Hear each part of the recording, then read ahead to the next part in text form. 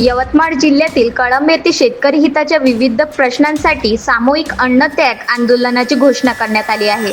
रोहित पवार यांच्या समर्थनार्थ हे आंदोलन होत असून विदर्भ राष्ट्रवादी काँग्रेसच्या युवा कार्याध्यक्ष मनीषा काटे यांच्या नेतृत्वात हा उपक्रम राबवण्यात येणार आहे. 15 जून रोजी कळंब तहसील कार्यालयात निवेदन सादर करण्यात येणार असून शेतकरी, शेतमजूर आणि सर्व नागरिकांनी मोठ्या संख्येने सहभागी होण्याचे आवाहन करण्यात आले आहे. ज्वालादीप प्रतिनिधी नरेश राऊत, यवतमाळ. नमस्कार, मी मनीषा वाल्मिकराव काटे, कार्याध्यक्ष ग्रामीण राष्ट्रवादी युवती काँग्रेस शरदचंद्र पवार साहेब.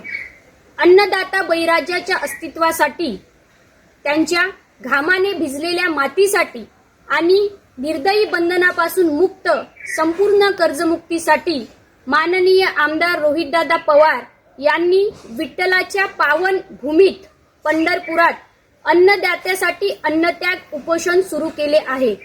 ज्या शेतकऱ्यांनी रक्ताचे पाणी करून जगाला जगवले, आज त्यांच्याच कुटुंबाला कर्जाच्या अंधारात ढकलणाऱ्या या निष्ठुर आणि असंवेदनशील सत्तेविरुद्ध माननीय आमदार रोहितदादा पवार एकटे दटून लढत आहे.